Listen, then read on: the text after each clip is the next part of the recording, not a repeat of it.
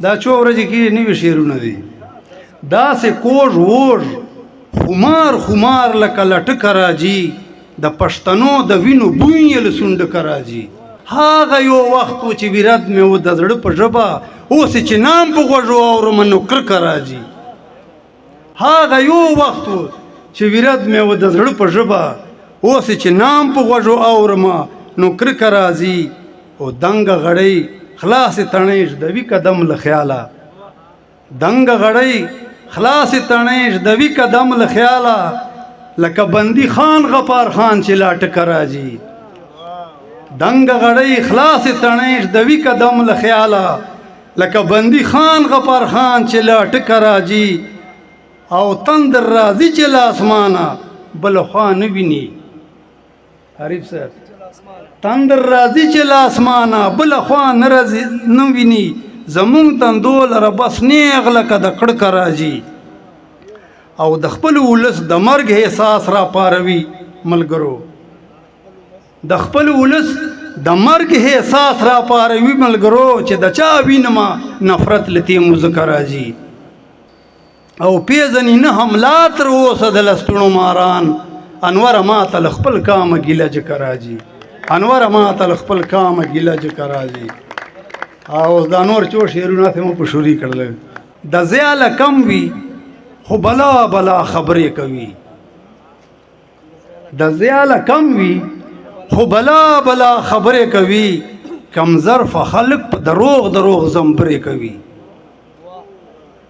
د زیاله کم وي خو بلا بلا خبرې کوي کم ظرف خلق په دروغ دروغ زمبرې کوي ملګرو لوخې چې څوک اخلی ټنګوي ضرور ملګرو لوخې چې څوک اخلی ټنګوي ضرور دالته کې زهر نن سبا خوند شکرې کوي رقیبه زه که پیمین یما خو زور یې لرم څوک چې اوخان ساتي هغه دروازې سترې کوي مننه رقیبه زه که پیمین یما خو زور یې لرم څوک چې اوخان ساتي هغه دروازې سترې کوي او پښتون په خپلو وسایلو هیڅ غرض نه لري دا یو شعر توجه سره پښتون په خپلو وسایلو هیڅ غرض نه لري په دې ډاډه اوسي چې غرونه یې ګورګورې کوي انوره زه په زړګي زخم د خمار لرم خو طبیب لګوره چې علاج د بمبرې کوي طبیب لګوره چې علاج د بمبرې کوي توجه مو غواړم لازمه نه ده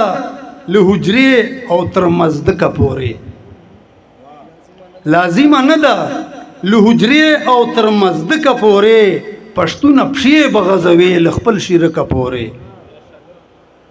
لازمه نه ده له حجرې او تر مزدکه پورې پښتونه پښې بغځوي له خپل شیرکه پورې په ګړو ویلو ویلو چا خپل خوږه سلې نه ده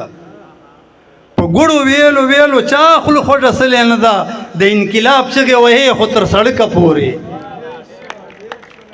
مننه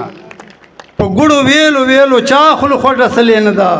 د انقلاب چغې وهې خو تر سړکه پورې او ما په دې ټول بر صغیر حکمرانی کړې ده تا ته دا چا وی چې محدود یم تر اټکه پورې ما په دې ټول بر صغیر حکمرانی کړې ده تا ته دا چا وی چې محدود یم تر اټکه پورې او دا یو شعر پښتونولي خو مکمل ضابطه حیات وي د ژوند وحید مروت صاحب پښتونولي خو مکمل ضابطه حیات وي د ژوند ملزومه نه ده څه د شکور او تر چاینکه پورې پښتونولي خو مکمل ضابطه حیات وي د ژوند ملزومه نه ده څه د شکور او تر چاینکه پورې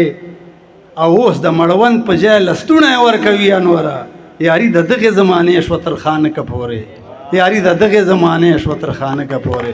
ډېره ډېره مننه د توجه یو جهان مننه الله مو خوشحال لره الله مو آباد لره